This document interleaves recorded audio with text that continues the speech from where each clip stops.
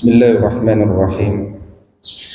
Allahumma inna nas'aluka ilman nafi'an wa rizqan tayyiban wa amalan mutaqabbalan. Allahumma anfa'na bima 'allamtana wa 'allimna bima yanfa'una wa zidna ilma. Amin ya Allah ya rabbal alamin. Hadirin wal hadirat, uhayyikum jami'an bi tahiyyatil islamil khalidah wa tahiyyatul islami salam. Assalamualaikum warahmatullahi wabarakatuh.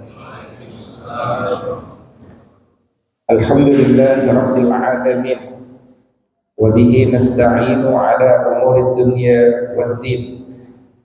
Asyhadu an la ilaha illallah wa asyhadu anna Muhammadar Rasulullah. Allahumma fasalli wa sallim wa barik ala sayyidina Muhammad sayyidil mursalin wa ala alihi wa sahbihi ajma'in, amma ba'du. Alhamdulillah, pagi hari ini kita menyempatkan untuk duduk bersama melakukan konsolidasi atas iman-iman kita yang sering naik dan turun. Al-iman yazid wa yanqus. Iman itu naik dan turun. Yazidu bil ta'ah, dia akan naik dengan ketaatan demi ketaatan. Wa yanqusu bil maksiyah, dia akan turun dengan kemaksiatan dan kemaksiatan yang kita lakukan. Maka orang-orang yang beriman, dia punya korelasi yang kuat dengan kebagusan adab. Tak mungkin seseorang itu mencintai adab kalau imannya tidak mendalam. Maka iman itu tertanam di dalam jiwa. Seorang pendidik bagi anak-anaknya, pendidik bagi murid-muridnya, dia hendaknya mengetahui karakteristik jiwa.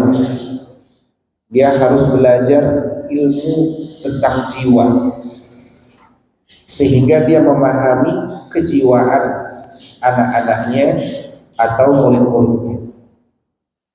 Karena bagaimanapun mendidik anak adalah menanamkan ilmu dari Allah sampai turun ke dalam jiwa. Karena itulah ulama banyak menulis kitab tentang jiwa. Misalkan Ibn Sina menulis kitab Ilmu Nafas, ilmu tentang jiwa. Ada seorang ulama yang lahir sekitar 200 tahun setelah Rasul sallallahu alaihi wasallam wafat. Namanya Al-Hakim At-Tirmidzi. Bukan Imam At-Tirmidzi periwayat hadis, meskipun beliau ini juga seorang muhaddis, ahli hadis. Namanya Al-Hakim At-Tirmidzi. Beliau dikenal karena termasuk orang-orang di masa awal yang banyak bicara tentang jiwa. Di antara risalah mudah beliau tentang jiwa adalah berjudul Al-Bayan atau Bayan Al-Farqu Bainas Sadri wal Qalbi wal Fuadi wal Lubdi. Jadi jiwa manusia itu, kata beliau, dilapisi oleh 4 lapisan. Lapisan paling awal itu disebut sebagai sadr. Lapisan paling awal disebut sadr. Misalkan di dalam surat An-Nas surat ke-114, Allah Subhanahu wa taala berfirman bahwa syaitan itu selalu alladzi yuwaswisu fi sudurin nas. Dia memberikan waswas kepada sadrnya manusia. Maka sadr itu adalah lapisan paling luar daripada jiwa manusia itu, sadr. diterjemahkan dengan dada. Cahaya Islam menurut beliau itu menghampiri sodar manusia. Ya, cahaya Islam masuk, cahaya syaitan juga masuk ke jiwa sodar ini. Ya, maka sodar ini juga harus bersih. Kalau sodar itu bersih, cahaya Islam itu masuk ke lapisan ini, maka dia akan membuka lapisan yang kedua untuk dimasuki cahaya berikutnya. Lapisan kedua itu disebut sebagai qalbun. Nah, qalbun itu lapisan kedua setelah sodar. Rasul sallallahu alaihi wasallam bersabda, "Ala inna fil jasadi mudghah, idza salahat salahal jasad kullu, wa idza fasadat fasadal jasad kullu, ala wa hiya al-qalb." Jadi di dalam diri kita ini terdapat segumpal daging.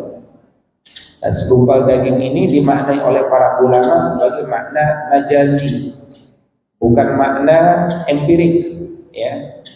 Jadi majazi artinya ada substansi di dalam ruh yang harus kita berikan perhatian, gizinya harus baik. Kalau tidak baik, gizi qalbu tidak dikasih makan, maka amalnya buruk. Tapi kalau dia dikasih makan, amalnya baik. Apa itu? Qalb diterjemahkan jiwa. Bagaimana cara memberikan gizinya? Bisa dibuka dalam Quran surat Ar-Ra'd, surat ke-13 ayat ke-28. Allah Subhanahu wa taala berfirman, "A'udzubillahi minasyaitonir rajim. Alladzina amanu wa tatma'innu qulubuhum bi dzikrillah.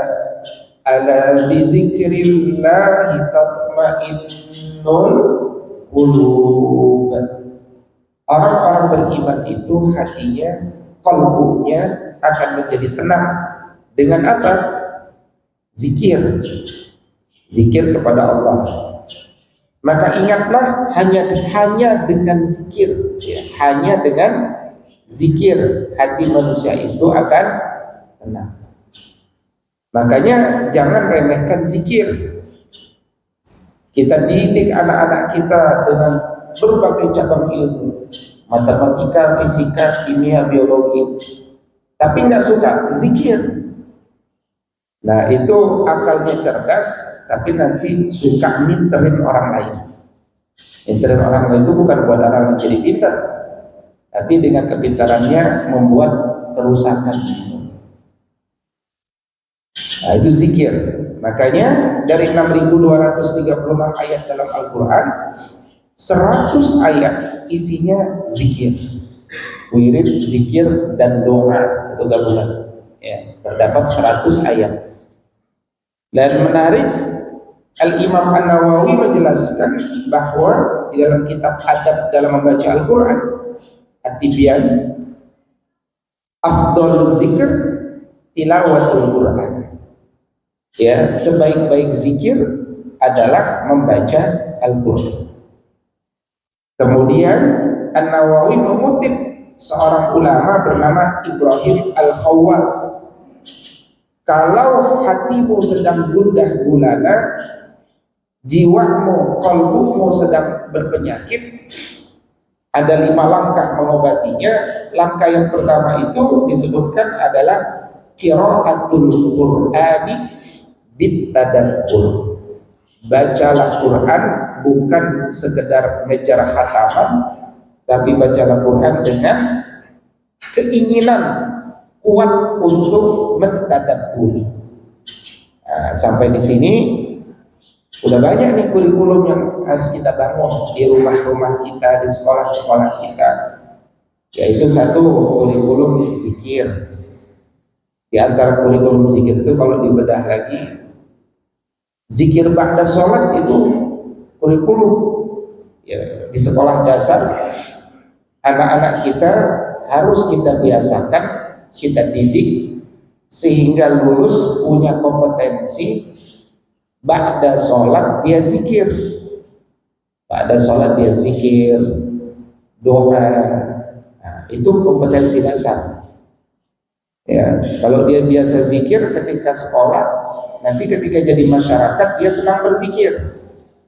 Berapa banyak orang habis sholat tidak berzikir, tapi ya langsung kabur ya, ba'da sholat langsung kabur atau ngobrol atau apapun lah. Ya. Nah, dia tidak memberikan hak secara khusus untuk zikir. Padahal dia memberikan hak khusus untuk fisiknya buat makan, buat olahraga. Dia berikan akalnya secara khusus buat belajar. Tapi dia tak berikan kalbunya untuk zikir. Hati-hati. Nah, kemudian kurikulum kedua udah kebayang. Berarti bukan sekedar mengajarkan anak supaya bisa membaca Al-Quran, tapi harus menggunakan modul-modul pembantu untuk anak bisa mentadabburi Al-Quran. Perlu modul tadabbur, ya, modul tadabbur. Sekarang sudah banyak ya alat-alat bantu, website-website yang membantu membawakan satu narasi-narasi tadabbur sehingga para pendidik itu lebih mudah sebenarnya hari ini. Ya, tadabbur. Nah, maka tadi sampai mana? Sampai lapisan kolbu ya. Nah, itu bicara kolbu. Nah, kepada kolbu itulah tadi sodar ya awalnya lapisan pertama itu cahaya Islam masuk ke sana. Kalau bagus dia terbukalah lapisan kolbu. Nah, cahaya iman itu masuk kepada lapisan kolbu ini. Ya, kalau kemudian lapisan kolbu ini bagus, bersih, sehat, ya, ciri sehat itu kolbunya namanya salim, kolbun salim, ya, kolbun salim. Kalau masih berpenyakit itu namanya kolbun marid. Allah berfirman, jangan sampai kita itu punya kolbun berpenyakit dibiarin. Fi qulubihim maradun fazadahumullahu marada. Karena kalau kita kolbunya berpenyakit dibiarin, nanti dia terus tambah parah sehingga sampai pada stadium 4 gitu. Jadi bukan kanker saja stadium 4, kolbu juga bisa stadium 4 ya. Nabi mensimulasikan laksana kertas putih. Kertas putih itu diberikan titik-titik tinta hitam. Akan kelihatan kotor. Ya, kain putih ini kalau dikasih tinta hitam kelihatan kotor. Tapi kalau dibiarkan lama-lama kain putih ini jadi hitam semua. Hitam semua yang tinta tadi. Nah, pada saat itu ketika ada tinta berikutnya, ngaruh nggak? Nggak ngaruh. Itulah ibarat kolbu yang stadium 4. Ketika dia tidak lagi mampu membedakan ini baik atau buruk. Bagi dia keburukan sama aja dengan kebaikan. Nah, cirinya adalah nanti Allah berfirman, misalkan mereka mengatakan bahwa jual beli itu sama saja dengan riba. Cuman beda-beda istilah saja. Ya, itu sama saja. Jual beli itu ya riba. Padahal Allah katakan wa ahallallahu al-bai'a wa harrama riba. Jual beli itu halal, riba itu haram. Mereka yang terjebak pada riba harus menggeser, merubah segera akadnya menjadi akad jual beli. Jadi yang orientasi belajar itu adalah akadnya diubah. Bukan lagi akad riba tapi akad jual beli. Mereka yang mengatakan jual beli sama dengan riba, bahkan bukan pelaku riba, cuman ngasih tahu sama orang bahwa jual beli itu sama loh sama riba. Itu saja tempatnya di neraka yang paling bawah. Kenapa? Karena dia telah mengharamkan Karena dia telah menghalalkan apa yang telah Allah haramkan, atau mengharamkan apa yang telah Allah halalkan. Gitu ya. Nah, itu kalbu. Nah, berikutnya, kalau kalbu itu salim, ya, bersih, maka kalbu itu akan membuka lapisan berikutnya, lapisan yang ketiga. Lapisan ketiga itu disebut sebagai lapisan fuad. Ada namanya Pak Fuad sini? Enggak ada ya? Ada. Pak Fuad. Ya kan, Fuad. Dari mana itu? Dari firman Allah Subhanahu wa taala yang berbunyi, "Innas sam'a wal basara wal fuada kullu ulaika kana anhu mas'ula." Sesungguhnya pendengaranmu, penglihatanmu, dan fuadmu masing-masing dimintakan pertanggungjawaban oleh Allah. Ya, apalagi yang namanya Pak Fuad lebih diminta pertanggungjawaban. Inna sam'a, sesungguhnya pendengaranmu. Ya, kenapa pendengaran dulu baru penglihatan kan? Sesungguhnya pendengaranmu, penglihatanmu, dan fuadmu akan dimintakan pertanggungjawaban. Nah, banyak pelajaran di sini. Ternyata manusia itu diciptakan pertama kali adalah pendengarannya. Anak-anak kita, cucu-cucu kita lahir sebulan, 2 bulan, belum tentu bisa melihat bapaknya, ya kan? Tapi telinganya bahkan sejak di dalam kandungan sudah mendengar. Telinganya, meskipun cairan air ketuban itu masuk ke telinga, tetap dia sudah bisa mendengarkan getaran-getaran suara. Nah, di sini nanti membedakan antara laki-laki sama perempuan. Anak laki-laki dan anak perempuan. Anak laki-laki itu kalau diajak bicara, mungkin pandangan matanya belum tentu melihat kepada pembicara, tapi telinganya mendengarkan, ya kan? Jadi jangan khawatir kalau bicara sama anak-anak laki-laki dia seperti tidak mendengarkan. Dia mendengarkan meskipun pandangannya tidak ke arah pembicara. Ya, tapi kalau kepada anak perempuan itu pastikan kita berbicara di depan wajahnya, mata ketemu mata. Nah, itu psikologi anak itu. Ya, nah, kalau kita ngomong sama anak laki-laki, pastikan suara kita terdengar masuk kepada telinganya. Jadi benar bahwa ngaji itu ciping, ngaji kuping. Karena memang yang sangat difungsikan itu pada telinga, pada kuping, ya, pada kuping.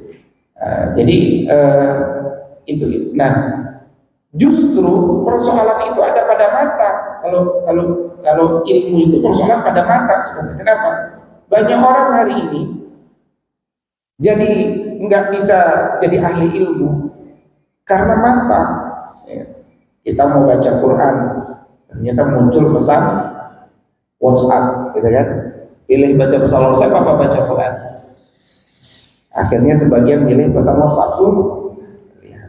Lama-lama keenakan, jadi nggak jadi baca Quran, gitu kan? Nah, itu karena apa? Karena mata. Karena mata. Saya punya murid dulu, matanya sudah mau hilang. Ya, jadi dia punya dua pandangan, punya mata, yang kiri itu sudah hilang, yang kanan sudah redup dan divonis dokter akan hilang. Jadi dia datang ke rumah, kemudian minta nasihat, kasih motivasi, Ustaz, bentar lagi mata saya dulunya hilang. Nah, saya kan tidak punya pengalaman kehilangan mata, ya kan? Tapi kalau kita datang orang minta nasihat, itu adab kita ngasih nasihat. Jangan kita bilang sama yang lain aja. Ya.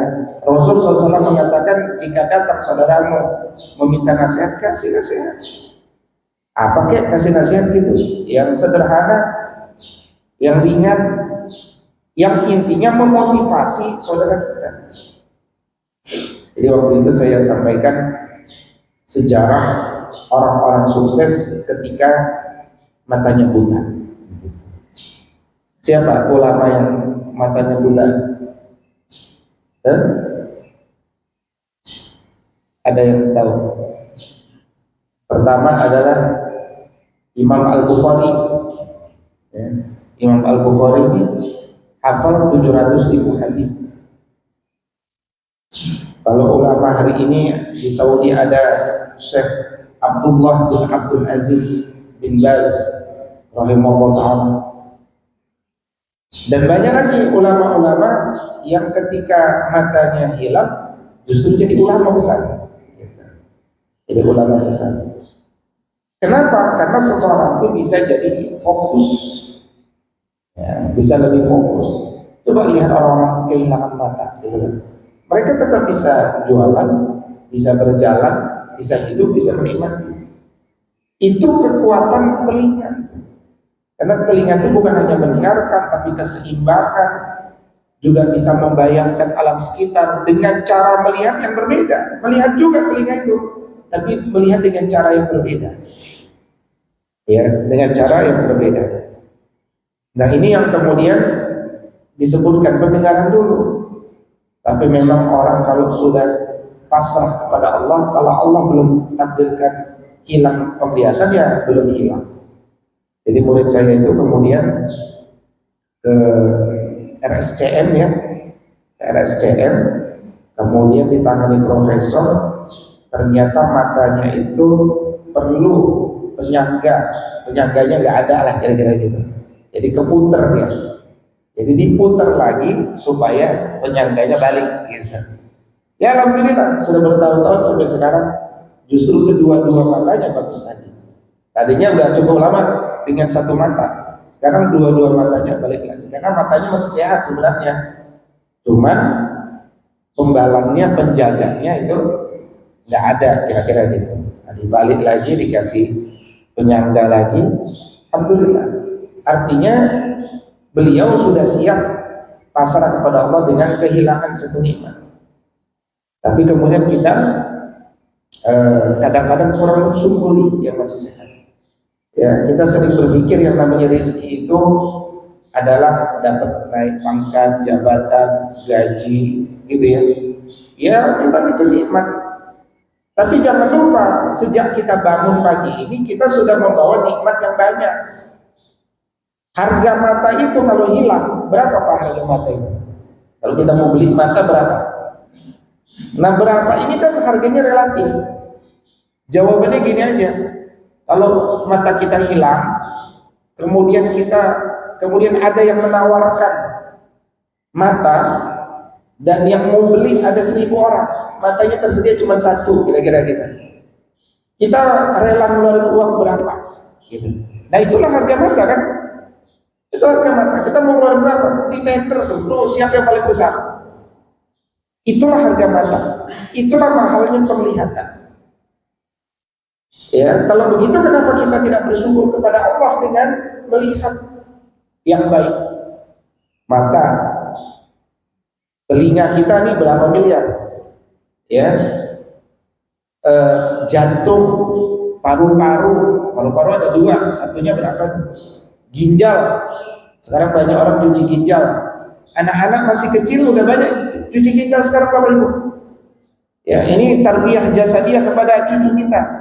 Didik anak-anak kita supaya tidak minum minuman yang manis-manis harga 2.000. Itu diantara penyebab masih kecil 12 tahun sudah cuci ginjal dan meningkat. Minuman-minuman manis, boy, begitu kan? Nah, itu berbahaya. Minuman terbaik adalah air putih hangat. Ya, air putih hangat. Ya, jadi sekarang diabetes meningkat di anak usia kecil, ya, gagal ginjal meningkat karena pola makan manis-manis yang sangat berlebihan. Ya, di sisi lain dia juga tidak bergerak karena dipegangkan handphone kepada anak tersebut. Nah, udahlah dia duduk sambil minum yang manis-manis. Nah, ini mahal semua. Minimal saya tahu ada seseorang yang livernya rusak. Liver itu sangat dibutuhkan kan, hati itu untuk menyerap racun-racun lah gitu ya. Akhirnya orang ini beli liver. Di mana? Cari di internet ada yang jual. Di India. Dan dia berangkat ke India plus operasinya total 1,8 miliar. Itu baru liver. Nah, artinya ini badan ini seluruhnya harganya miliaran. Kok kita nggak syukuri? Kok kita ngejar sesuatu yang murah? Naik gaji berapa sih? Naik gaji paling naik gaji kenaikan 4%. Inflasinya 10%. Ya tetap miskin kan. Jadi kalau kita mikirin yang kecil, pikirkan yang mahal ini banyak. Jaga yang mahal ini. Ya, jaga yang mahal ini. Makanya kalau kita baca surat yang terpendek dalam Quran itu surat apa, Pak?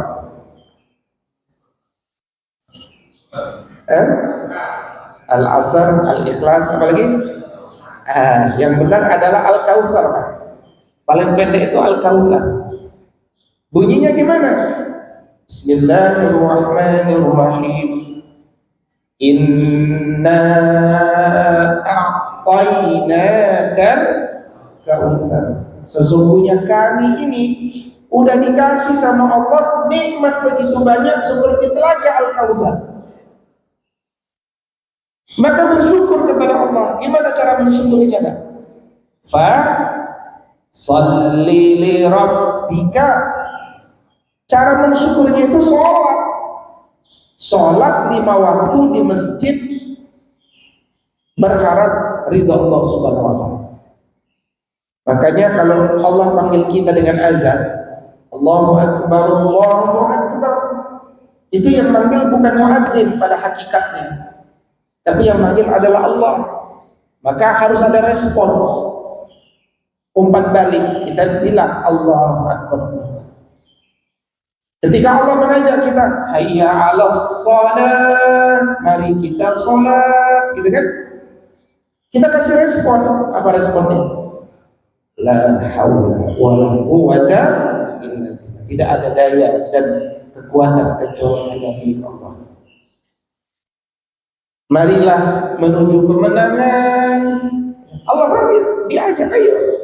Hayya. Kita jawab la haula wala quwata illa billah. Ada respons. Jadi kalau Allah panggil, jangan entar-entar, langsung. Itu cara kita mensyukuri nikmat Allah. Fasholli li rabbika wanhar. Wanhar itu apa? Apa wanhar? Berkurban. Maka keluarkanlah 3,8 juta untuk kurban. Ya, keluarkan 3,8 juta. Jadi kurban itu, yang disebut kurban itu bukan, pada hakikatnya bukan darah yang terkucur, daging yang kita bagikan, bukan. La yanalallaha luhumuha wala dima'uha. Tak sampai kepada Allah daging dan darah itu. Walakin yanaluhu taqwa minkum. Yang sampai kepada Allah itu apa? Ya, pengorbanan kita, kecintaan kita pada uang 3.500.000, 3.800.000 itu yang sampai kepada Allah. Tadinya kita cinta sama uang 3,8 ini, dikumpul-kumpulin gitu kan. Kemudian kita belikan sesuatu, berarti kita telah berkorban hati. Ya, berkorban hati kita mengorbankan 3,8, mengorbankan cinta kita kepada Allah demi mendapatkan cinta yang lebih besar. Makanya kurban itu dari kata korban. Orang yang senantiasa berkorban untuk Allah, dia akan semakin dekat kepada Allah. Kalau dia berjalan kepada Allah, Allah berlari kepada dia. Maka orang yang senantiasa dekat kepada Allah, Allah akan semakin dekat kepadanya. Dan kalau kurban itu bukan segera kurban biasa-biasa saja, berikan kurban yang terbaik. Kalau kurban biasa-biasa saja, anak Nabi Adam pun dua-duanya berkurban. Tapi ada yang diterima, ada yang tak diterima Allah kan? Karena ada yang kurban biasa-biasa saja, padahal dia mampu berikan korban yang besar.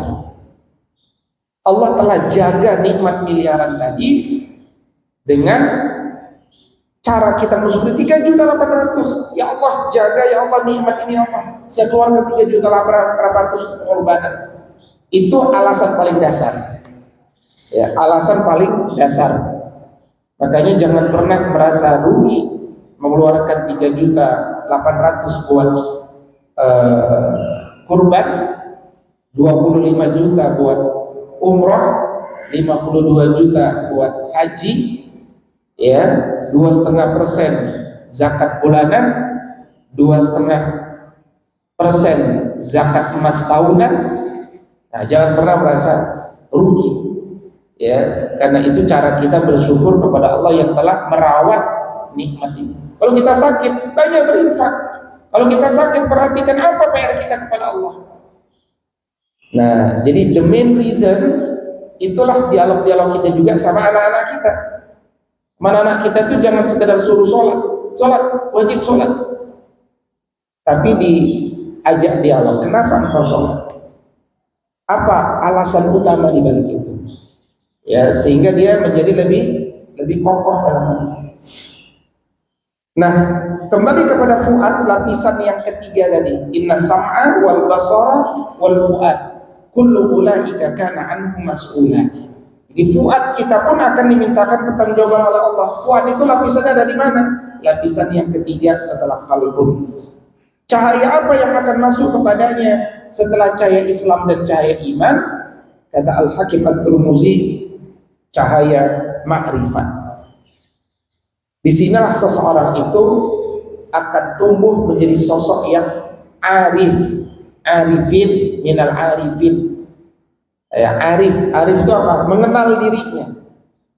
Ya, disebutkan dalam kalimat hikmah, man arafa nafsahu faqad arafa rabbah. Siapa yang kenal dirinya, dia akan kenal Rabbnya.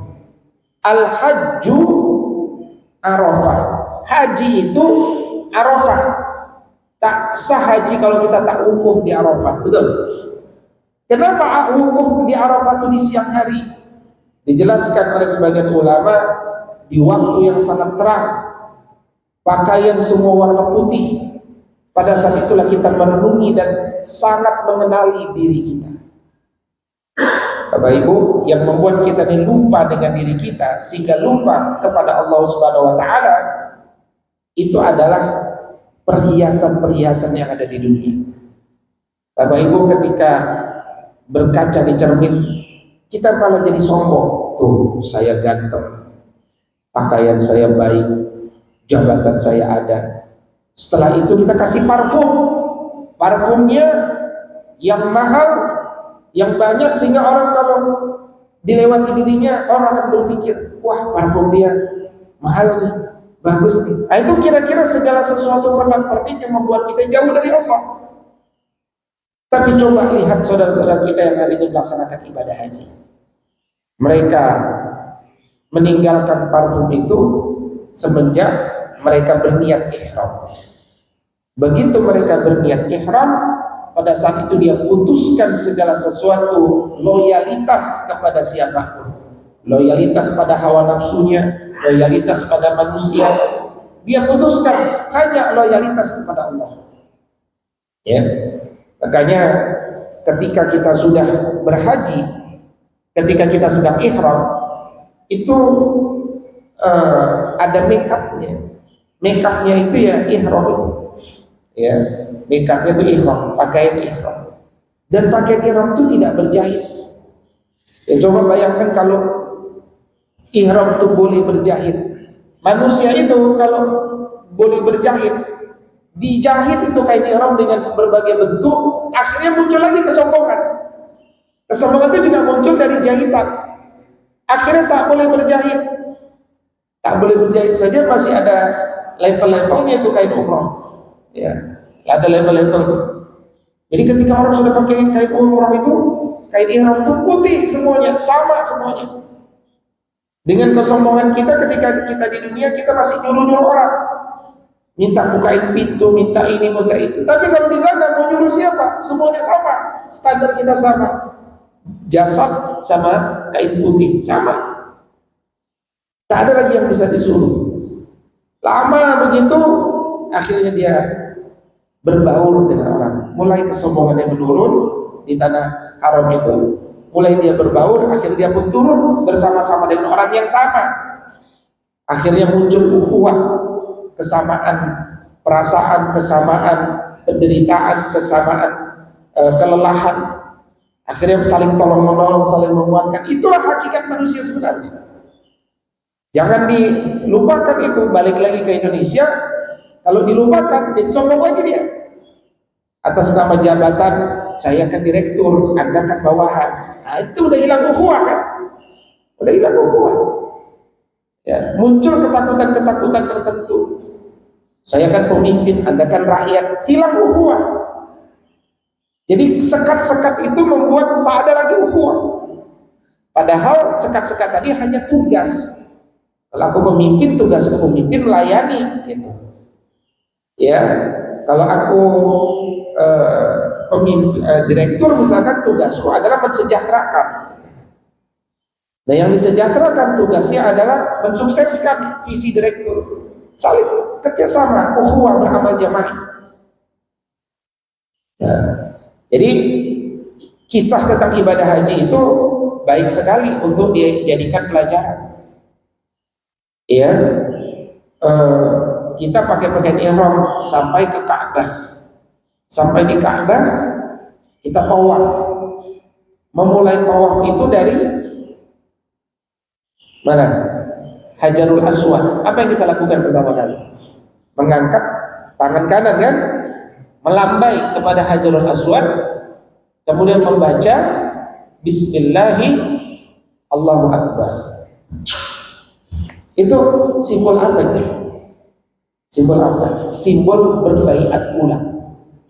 Menyegarkan kembali baiat kita, seakan, kalau kita ingat Nabi baiat Aqobah, baiat Ridwan, itu gimana cara Nabi berbaiat? Dipegang tangannya, pegang tangannya, berbaiat, tangan ketemu tangan, berbaiat satu-satu, 12 orang satu-satu disalami. Saya berbaiat kepadamu hidup dan mati selama engkau berada bersama kami dalam menegakkan agama. Nah, maka seakan-akan kita bersalaman kepada Allah, diterima Allah dengan tangan kanannya yang mulia. Ya Allah, loyalitasku hanya kepadamu, walaku hanya kepadamu. Saya mungkin hidup di tengah manusia, tapi tetap aku tak akan menomorduakan. Itu dulu.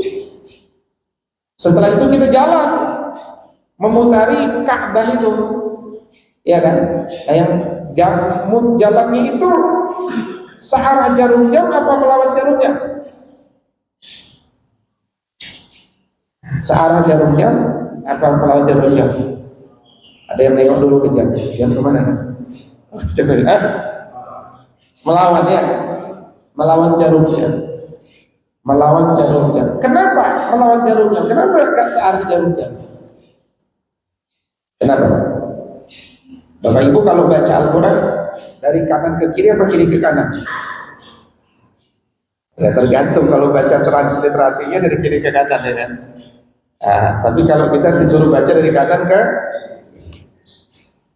Bapak Ibu coba lihat, bumi itu berputar kiri ke kanan apa kanan ke kiri di atas polosnya? Nah, nanti dilihat dulu lah ya kan. Ya. Kemudian matahari mengitari bumi mengitari matahari ke kiri apa ke kanan? Ya. Jadi semua itu masya Allah ke kiri. Semua. Jadi dia membangun satu keserasian. Jadi kita itu sedang mensenyawakan diri kita dengan perputaran alam semua. Sama ritmenya, sama bergeraknya sama. Ya kan? Kalau perkara jamnya ke sini itu kan karena orang barat saja buat jamnya segini gitu kan. Kalau kita mau buatnya jam ke sini kan bisa aja, terserah kita kan. Itu teknis saja sebenarnya. Tapi ternyata alam ini diciptakan Allah dengan seperti itu. Sampai ada orang yang begitu menikmati tawaf itu ya, ada yang bilang kepada saya, Ustaz, ya semenjak pulang umroh itu saya kalau buat kopi Ustaz, ngaduknya ke kiri saya. Itu rasanya lebih enak ternyata. Ustaz rasanya, ya, saya cobain. sama aja rasanya. Tapi itulah orang kalau sudah punya perasaan jauh ya kan, lebih nikmat tuh rasanya. Nah tapi ini kita bukan belajar kopi kan, kita sedang menikmati apa simbolnya dengan kita bergerak Pak, bergerak terus. Ini narasi nanti kita bisa jadikan narasi ngobrol sama anak sama cucu kita ya maksud saya. Tawaf itu pelajarannya nggak boleh berhenti di tengah jalan, gangguin orang, keinjak orang. Iya kan, apalagi kalau padat-padatnya sekarang tetap berjalan. Selelahnya apapun kita tetap jalan, pelan-pelan jalan. Artinya hidup ini jangan pernah berhenti. Engkau dapat ujian di PHK, diapain, jangan menangis terlalu banyak dalam kamar, terus bergerak. Inna ma'al usri yusra. Engkau dapat kesulitan, cari kemudahan. Karena Allah menciptakan berpasangan, ada kesulitan, ada kemudahan. Alladzina jahadu fina lanahdiyannahum subulana. Ya, siapa yang bersungguh-sungguh di jalan kami akan berikan jalan keluarnya. Yang penting antum terus bergerak. Dan bergeraknya itu terus menjaga hubungan dengan Allah. Makanya kalau ini Ka'bah kita jalan begini, jangan jalannya jauh-jauh, terus dekat jauh-jauh kan, dekat terus. Ya, rasakan ketika kita makin mendekat ke Ka'bah, makin terasa getaran Allah Subhanahu wa taala. Kita jaga hubungan. Itu artinya dalam sehari hidup ini kita bekerja mengejar dunia, jagalah hubungan dengan sholat 5 waktu. Jaga sholat 5 waktu dan bekerjanya pun jangan sampai tidak dalam kerangka ibadah. Nah, ini menarik ya Bapak Ibu, silakan buka kitab Al-Hikam. Ada yang punya kitab Al-Hikam di rumahnya? Ada? Nggak ada. Oh ada, ibu ada. Jadi bapaknya merasa nggak ada, ibunya ada. Ya. Gitu. Kita Al-Hikam. Ada yang baca ibu. Coba lihat Pak. Bab pertama kitab Al-Hikam itu apa isinya? Ya. Kalimat pertama, pelajaran pertama dari kitab Al-Hikam itu apa? Menarik. Pelajarannya adalah jangan engkau merasa yakin masuk surga dengan amal sholatmu. Karena banyak orang bergantung dengan amal sholat untuk masuk surga. Coba lihat fenomena ini. Mungkin ada juga orang yang berpikir saya ini pasti masuk surga karena rajin sholat ke masjid. Belum.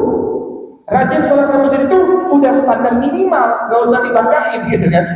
Memang sholat ke masjid 5 waktu itu standar minimal, gak usah dianggap wah. Meskipun ada satu zaman memang itu amalannya wah gitu kan, tapi itu biasa. Nah, yang diinginkan Allah itu adalah dengan energi sholat di masjid itu kita bekerja nyari uang, kita harus cari yang halal, yang barokah. Itu maksudnya gitu. Tapi banyak orang mereka kolusi, nepotisme, riswah, menyuap, riba, tapi mereka tetap sholat. Maka yang dimaksud menjaga hubungan kepada Allah itu adalah dalam seluruh aktivitas kita selalu jaga hubungan dengan Allah Subhanahu wa taala. Terus dijaga. Ya. Nah, di sela-sela perjalanan kita dalam tawaf itu kita melewati makam Ibrahim. Makam Ibrahim apa artinya? Pijakan kakinya Ibrahim. Kenapa itu kita ziarahi? Karena kita belajar tentang sosok manusia yang kita berada di jalannya hari ini. Kita semua berada di jalan milahnya Nabi Ibrahim alaihissalam. Ya, di mana Ibrahim alaihissalam itu lahir di rumah kemusyrikan, betul. Bapaknya Azar, seorang yang musyrik, membuat patung kemusyrikan, ya. Tapi berujung kisah hidup beliau itu justru orang yang mau membangun kembali rumah ketauhidan. Padahal lahirnya di rumah kemusyrikan. Tapi Allah pilih beliau menjadi sosok penegak kembali rumah ketauhidan. Sampai di dalam rubuh ke-8 surat Al-Baqarah Allah berfirman, "Wa id yarfa'u Ibrahimul qawa'ida minal baiti wa Ismailu rabbana taqabbal minna." Dan ingatlah ketika Ibrahim telah menyelesaikan meninggikan bangunan Ka'bah itu bersama anaknya Ismail, dia berdoa kepada Allah, ya Allah, terimalah amal kelelahan kami. Innaka antas sami'ul alim, sesungguhnya Engkau Maha mendengar lagi Maha mengetahui. Jadi bukan sekedar melihat, oh tapak kakinya Ibrahim, oh kakinya besar ya, kayak gitu, nggak begitu dilihatnya. Itu empirik saja. Tapi yang jelas adalah bagaimana Nabi Ibrahim alaihissalam membangun rumah ketauhidan. Jadi ada perubahan yang luar biasa. Selama akal itu berpikir, maka orang akan menemukan hakikat kebenaran. Dikisahkan dalam Al-Quran bagaimana Ibrahim alaihissalam melihat bahwa Tuhan itu bulan, tapi bulan hilang, bukan bulan. Logika jangan masuk. Matahari hilang di waktu malam, nggak masuk. Bintang-bintang juga kadang terselimuti, nggak masuk logika. Akhirnya sampailah akal Ibrahim alaihissalam kepada sesuatu yang tidak perlu terlihat, tapi dia yang mengatur ini semuanya. Siapa namanya? Nggak tahu namanya siapa kan? Tapi hakikatnya kan tahu. Hakikatnya ada zat. Siapa namanya? Nggak tahu. Nah, disinilah nanti kita baru tahu bahwa, nah ini nanti kaitan dengan fuad tadi ya. Saya kembali sedikit nanti kita sambung. Lapisan ketiga tadi fuad. Fuad itu cahaya arifin, cahaya ma'rifat masuk kepada lapisan fuad. Kalau fuad itu bersih, maka terbukalah lapisan yang keempat, disebut lapisan lub. Lub. Kalau fuad itu dalam bahasa Indonesia diterjemahkan nurani. Cahaya ma'rifat masuk kepada nurani. Kalau lub itu dalam bahasa Indonesia mungkin diterjemahkan inti kalbu. Intinya kalbu itu lub ya. Nah, di dalam Al-Quran kata lub ya dipakai dalam kalimat ulul albab. Ulul albab artinya adalah orang yang punya lub ulul albab. Nah, coba lihat kata ulul albab konteksnya ayatnya apa, dan nanti sama bisa dikorelasikan dengan kisah Ibrahim alaihissalam.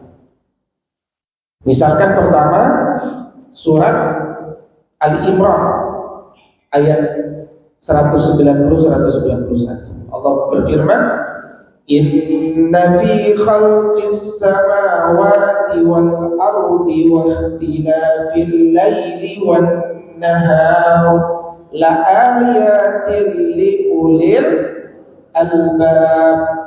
Dalam penciptaan langit dan bumi dan pergantian siang dan malam, di sana terdapat tanda bagi orang-orang yang punya lub. Ada terjemahkan bagi orang-orang yang berpikir, bagi orang-orang yang cerdas. Kenapa? Ulul albab itu punya gaya hidup.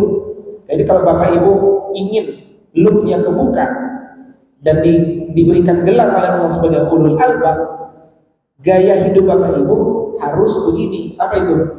Alladzina yadhkuruna Allah qiyaman wa qu'udan wa 'ala junubihim wa yatafakkaruna fi khalqis samawati wal ardh. Dia selalu berzikir kepada Allah baik dalam kondisi berdiri, duduk dan berbaring. Karena itulah saya merekomendasikan kepada Bapak Ibu, jangan pernah ikut aktivitas yang isinya kosongkan pikiranmu. Ya, karena tidak boleh hati ini kosong, tidak boleh orang diberikan otoritas untuk menguasai jiwa kita, nggak boleh. Silahkan kuasai jiwa saya, supaya nanti saya bisa ngomong apa adanya. Nah, nggak boleh dia mengarahkan jiwa kita, mengontrol jiwa kita. Jangan berikan otoritas. Kemudian, ya, dia punya gaya hidup. Wa yatafakkaruna fi khalqis samawati wal ardh. Dia selalu berpikir tentang ciptaan langit dan bumi. Ya sebagaimana Ibrahim alaihissalam memperhatikan. Dan dia punya konsep dalam hidupnya. Ketika melihat sesuatu yang dia belum bisa paham, dia akan selalu tertantang untuk menguaknya. Rabbana ma khalaqta hadza batila. Tak mungkin Allah menciptakan ini sia-sia. Gak mungkin ini diciptakan gak ada gunanya. Gak mungkin. Semua yang Allah ciptakan ada tujuannya. Subhanaka, maha suci Allah dari menciptakan sia-sia. Faqina adzaban nar, maka jauhkan kami dari azab neraka. Ulul albab itu punya gaya hidup terbiasa berpikir, tak pernah mengosongkan pikiran. Nah, satu lagi ayat ulul albab bisa kita ambil contoh dari Quran surat Shad surat 38 ayat 29. Allah berfirman, kitabun anzalnahu ilaika mubarakun liyadabbaru ayatihi wa liyatazakkara ulul albab. Kitab Al-Quran ini diturunkan kepada wahai Muhammad dengan penuh keberkahan untuk ditadabburi, ditazakkuri ulul albab. Nah, apa garis sambungnya kepada Ibrahim alaihissalam? Nabi Ibrahim alaihissalam dengan kebiasaan tafakkur ayat-ayat kauniyah, beliau mengenali hakikat Allah Subhanahu wa taala yang satu. Tapi siapa nama Allah? Tak ada informasi di alam semesta. Informasi itu adanya di ayat kauniyah di dalam kitab suci. Makanya dalam konteks kita membaca Al-Quran, barulah kita tahu ternyata Tuhan yang satu itu namanya Qul huwallahu ahad. Dialah Allah. Allah. Bagaimana cara bacanya? Allah, bukan Allah, bukan Allah, ya Allah, bukan, tapi Allah. Dialah Allah. Cara membacanya Allah. Sifatnya gimana? Ahad, as-samad, lam yalid wa lam yulad wa lam yakul lahu kufuwan ahad. Ini dari mana ini semua? Dari ayat-ayat qauliyah.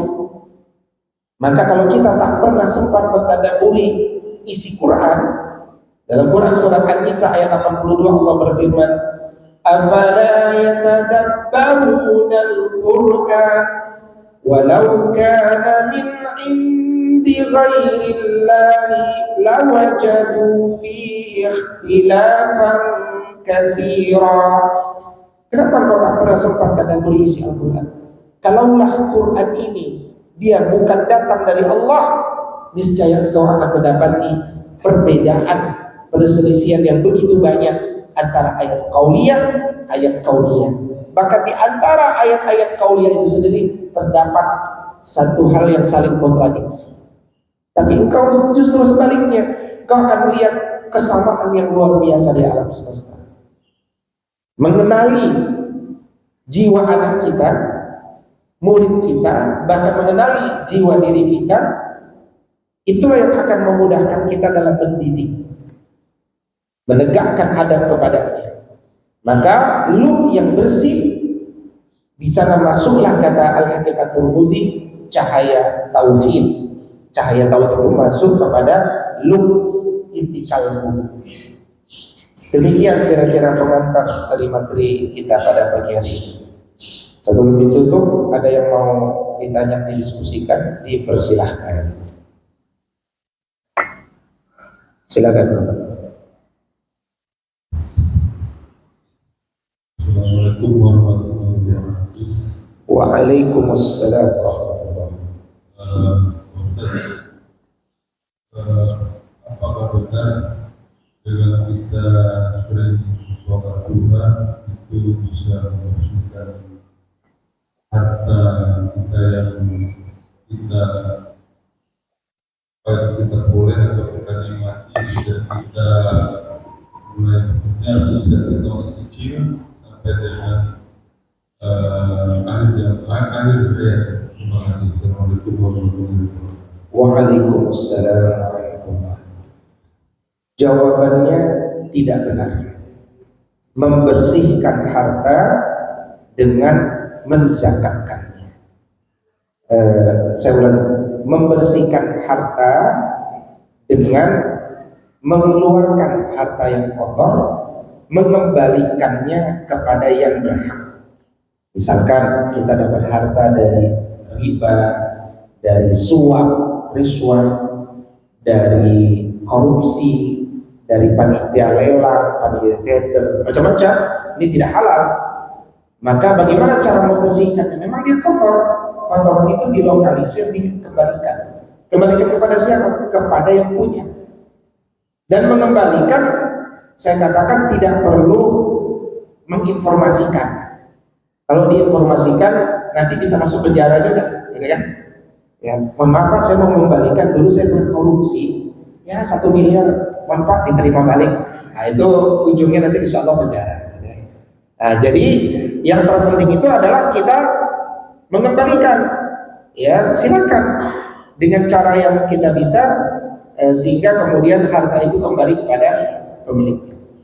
Bersih. Apa yang kita lakukan dulu semua kembalikan. Nah, maka kemudian bersih. Nah, harta yang sudah bersih itu barulah kita bicara disucikan. Nah, mensucikan harta yang sudah bersih adalah dengan berzakat. Nah, makanya disebutkan khudz amwalihim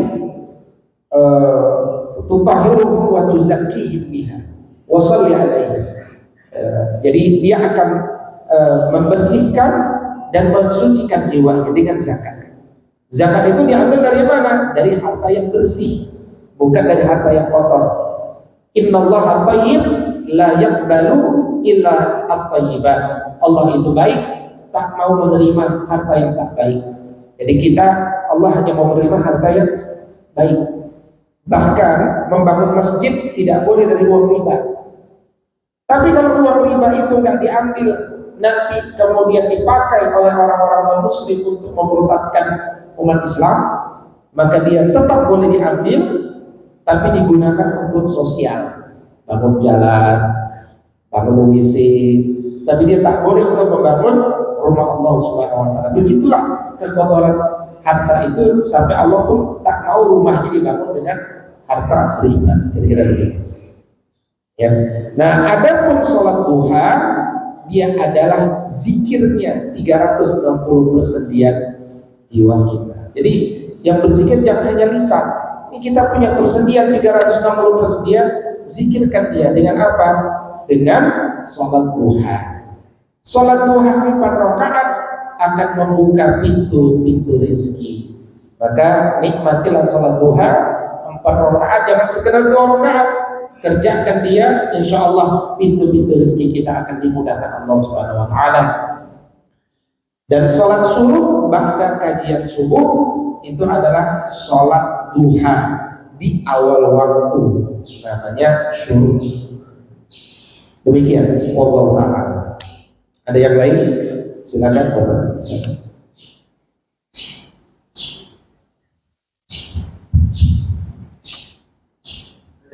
Assalamualaikum warahmatullahi wabarakatuh. Waalaikumsalam warahmatullahi wabarakatuh.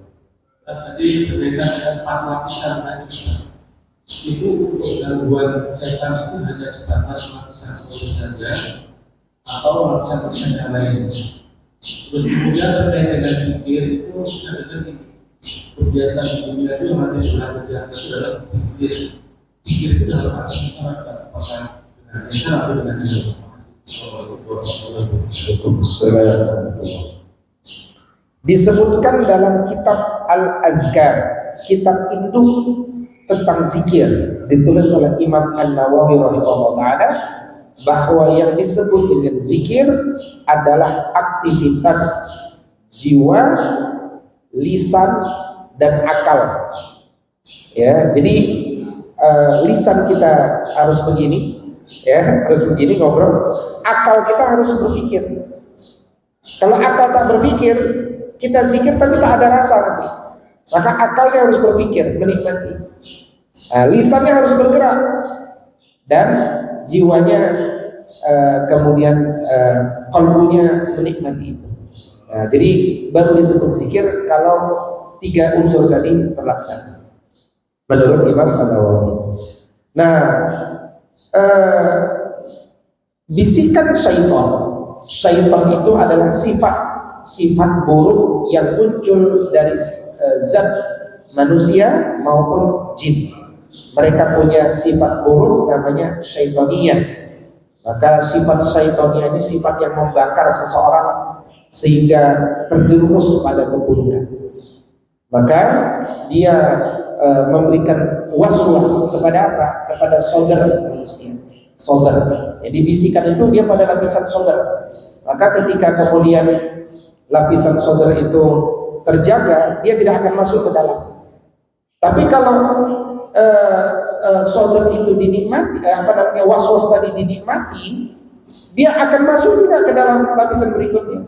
Ya, makanya pembersihan itu pangkalnya ada di depan. Nah, maka kalau saudara itu nanti dinikmati, dia bahkan bisa mengubah tauhid seseorang. Nah, itu berarti nanti sampai kepada intikal itu, sampai dia membenci Allah Subhanahu wa taala. Ya, sampai dia menjadi ateis gitu. Nah, itu sampai pada jiwa.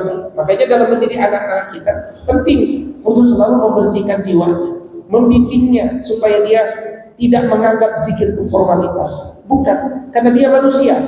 Manusia itu unsurnya minimal 3, akal, jiwa, jasad. Engkau hanya jangan sekedar rajin belajar, rajin olahraga. Ini ada yang ketiga nih. Ini yang akan sangat menentukan kesehatan semuanya. Kesehatan akal bergantung juga sama ini. Kesehatan jasad juga akan sangat bergantung dengan ini. Makanya in corpore sano men sana, ya kan? Dalam jiwa yang sehat terdapat tubuh yang kuat. Ya.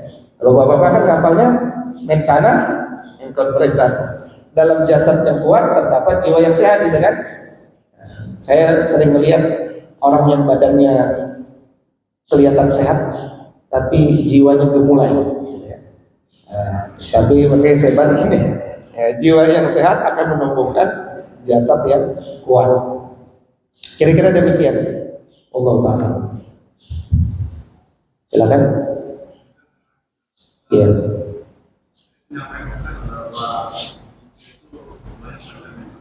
Zikir itu. Terima kasih. Dapat soal zikir itu banyak macamnya. Baik dari kemudian kita kalau dalam kisah sahabat maupun para ulama, ada zikir tertentu yang mereka lakukan tidak mereka jadi orang yang bersama. Dan saya, apakah kita dalam zikir itu perlu punya kesemuan zikir andalan kita itu? Ya, bismillahirrahmanirrahim. Yang pertama tadi saya menyampaikan bahwa membaca Al-Quran itu salah satu aktivitas zikir. Jadi bukan zikir dari Al-Quran, tapi membaca Quran itu adalah afdol zikir, sebaik-baik zikir, seutama-utama zikir menurut Imam An-Nawawi. Maka bacalah Quran itu dengan tadabbur, karena hakikat zikir itu mengingat Allah. Maka kalau dia membaca Quran dengan tadabbur, dia sedang masuk pada aktivitas zikir. Tidak disebut zikir meskipun dia sedang berzikir kalau dia tidak mengingat Allah. Ya, ada orang zikir tapi sedang tidur, ya kan? Dia tidak sedang berzikir hakikatnya, karena akalnya tidak merasakan itu. Jadi yang makanya tadi disebut zikir itu aktivitas akal, lisan, dan jiwa. Tiga-tiganya harus bergerak. Ya. Kemudian mungkin dalam hidup kita belum tentu bisa mengamalkan zikir-zikir khususnya yang datang dari Al-Quran, yang datang dari As-Sunnah. Dari Al-Quran tadi ada 100 ayat tentang wirid, zikir, dan doa. Belum tentu 100-100 yang kita baca tiap hari dalam sholat. Tapi nasihat para ulama, minimal dalam hidup kita pernah sekali membaca dan menikmati zikir itu, minimal. Contoh, doa iftitah mau sholat, Allahu Akbar. Ada yang baca Allah Muba'id, ada yang baca yang lainnya. Itu minimal ada 7 versi doa iftitah. Minimal dalam hidup pernahlah kita membaca salah satu. Karena masing-masing dari hadis Nabi ya. Tapi ada yang jadi andalan kita. Ya kan, apa andalan kita? Nah, itulah yang dulu dipelajari di SD pasti. Pasti yang jadi andalan kita dulu dipelajari di SD. Nah, itulah andalan kita. Tapi minimal dalam hidup kita pernah baca ini semua. Nah, doa juga begitu. zikir Nabi juga begitu, minimal kita baca. Makanya bagus sekali Bapak Ibu nanti beli kitab Al-Azkar, zikir-zikir. Itu sama Nawawi. Minimal kita baca itu semua zikir-zikir yang sudah dikumpulkan oleh Imam Nawawi itu, baik dari hadis yang sahih, dari hadis yang lemah, semuanya dikumpulin oleh Imam Nawawi. Tapi minimal nanti ujungnya kita punya zikir andalan. Andalan kita apa? Ya, biasanya sih yang nggak jauh-jauh dari pelajaran SD. Makanya penting sekali SD itu dasar kan, dasar berzikir. Kalau di SD tidak dibiasakan zikir, berikutnya nanti dia nggak akan biasa zikir, kan? Kebiasaan berzikir. Demikian kira-kira. Wallahu a'lam. Yang lain? Ya, silakan. Assalamualaikum warahmatullahi wabarakatuh. Waalaikumsalam warahmatullahi wabarakatuh. Ustaz bilang tadi kan sholat isyraq Suruh isyraq doa di awal waktu. Apakah kalau sudah sholat isyraq nggak perlu sholat dua lagi? Terima kasih. Assalamualaikum warahmatullahi wabarakatuh. Waalaikumsalam warahmatullahi wabarakatuh. Mereka yang sudah sholat isyraq hanya perlu untuk sholat duha lagi bagi orang yang memerlukan. Kalau dia tak perlu, dia tak sholat. Kalau dia perlu untuk apa? Perlu untuk menzikirkan 360 persediaannya, dia sholat lagi. Orang yang perlu untuk dimudahkan rizkinya, dia sholat lagi. Dan sholat yang terbaik dari sholat duha disebut oleh Nabi SAW adalah ketika anak-anak unta kepanasan. Jam berapa itu? Jam berapa ketika kepanasan? Jam 8, ya 8:30, 9. Itu sholat duha. Makanya olahraga yang terbaik jam berapa, Pak? Itu jam segitu, jam 8, jam 9 itu olahraga terbaik. Ya, silakan cek di semua penelitian terbaru, cahaya matahari vitamin B yang terbaik itu sekitar jam 8, 9. Agak kesiangan nanti justru mudorot, bukan maslahat cahaya matahari itu. Nah, maka waktu duha itu lapang, luas. Bahkan jam 11 pun masih sholat duha. Iya kan? Lapang. Tapi kalau bicara yang terbaik adalah di sekitar jam 8, jam 9. Tapi sholatnya sholat ada keutamaan.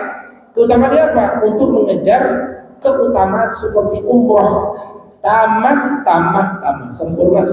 Ada keutamaan. Ya, jadi kita ngejar keutamaan sholat isyraq. Nanti sholat duha lagi bagi yang perlu untuk tadi menzikirkan dan dimudahkan rezekinya oleh Allah. Minimal 4 rakaat duha. Ya, boleh berjamaah sama istri, boleh. Ya, sholat duha itu boleh dilakukan berjamaah dengan istri. Kita kalau di pondok itu bahkan santri-santri seluruh satu pondok itu di lapangan sholat duha berjamaah. Ya, kira-kira demikian. Cukup ya, mudah-mudahan bermanfaat dulunya kita. Ibu ada yang mau bertanya, Pak? Ibu. Ya, 4 laki-laki, 1 ibu-ibu itu seimbang kira-kira.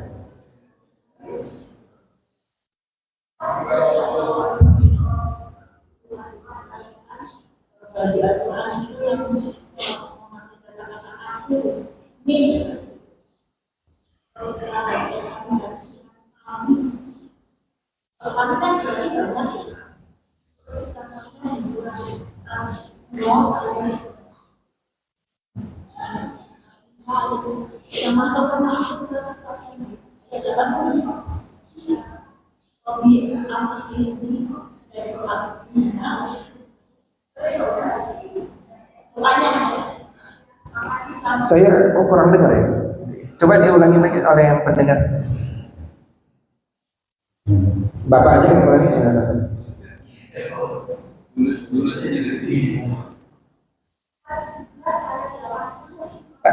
Pertanyaan apa, Pak?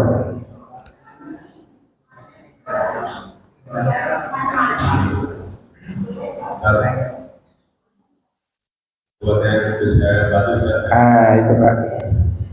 Jadi ibu tadi pertanyaan, boleh nggak membaca doa itu yang order itu untuk diri sendiri, misalnya ini dengan Kami.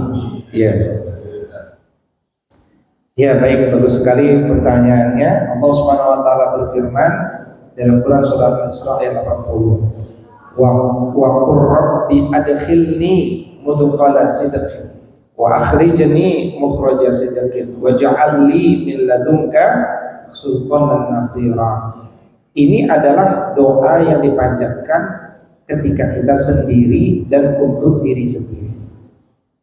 Tapi kalau kita meniatkan membaca doa untuk saudara-saudara kita atau dalam kebersamaan, maka sangat boleh dirubah redaksinya menjadi waqur, menjadi Rabbi atau Rabbana adkhilna mudkhala sidqin wa akhrijna mukhraja sidqin waj'al lana min ladunka sultanan nasira. Boleh, baik, karena mendoakan kebersamaan itu disunnahkan.